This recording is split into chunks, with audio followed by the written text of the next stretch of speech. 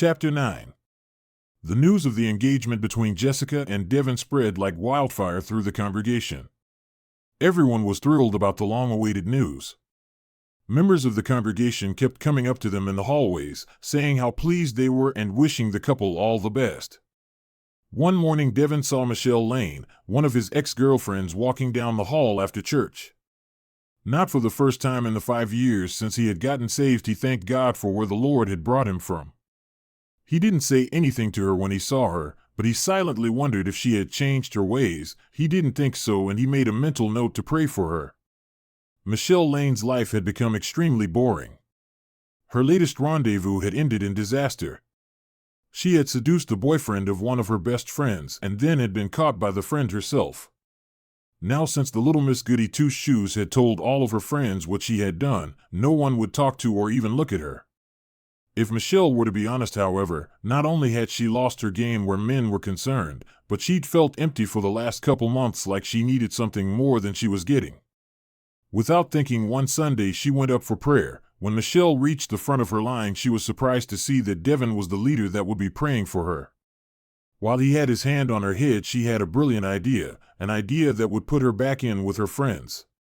"Bye," she smiled sweetly at him. On Monday afternoon, when Devin came back from his meeting with the other leaders, he had just sat down at his computer to check his email when he heard a knock at his door. "Come in," he called.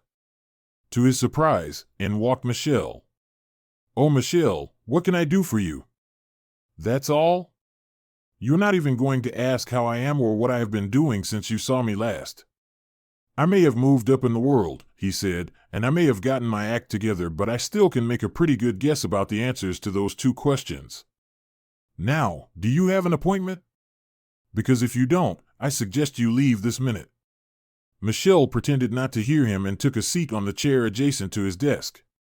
"Nice office. If I didn't know any better, I would have thought you had actually changed. Listen, Michelle, I don't know what game you're playing, and I don't know which one of your boyfriends has dumped you, but whatever you came here for, or whatever you're seeking to do here, I don't live at that address anymore, and there's nothing you can do to change my mind." "Oh, really?" she said, getting up from her chair and walking around to his desk. Devin shot up out of his chair and reached for the phone, but by this time she had taken a seat on his desk and was now blocking the phone. "Don't worry, just relax. I won't tell Miss Goody or anyone else in that group of yuppies." To Devin's horror, Michelle started unbuttoning her shirt. "Just think of the fun we used to have back in the old days, don't you remember?" Unbeknownst to Michelle, Jessica was on her way to Devin's office to take him out for lunch. Devin crossed his fingers and hoped that Jessica would be there soon. Meanwhile, Michelle was moving closer to Devin. "Take it easy, baby, no one will ever know but the 2 of us." When Michelle got close enough to him, Devin pushed her away. Just as Michelle went sailing into the desk, Jessica walked into the room.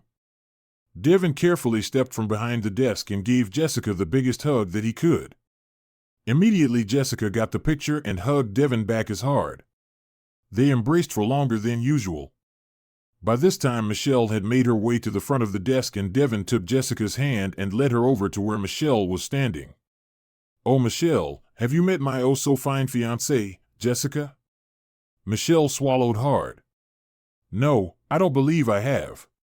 I'm Jessica Morris, Jessica Silverman. Sometimes I forget that we're not married yet." Just then Michelle realized that her shirt was still unbuttoned. She quickly buttoned it. "Nice to meet you," she said in a choked voice. "Jessica, dearest," Devin said in his sweetest voice. "I was just explaining to Michelle here the meaning of commitment, but she seems to have an extremely hard time understanding it. Would you be so kind as to show her what I mean?"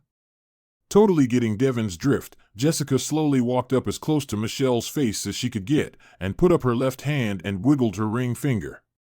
The ring looked beautiful, glinting in the sunlight that was coming from the window. After approximately 10 seconds, Jessica stepped back and let Devin put his arm around her.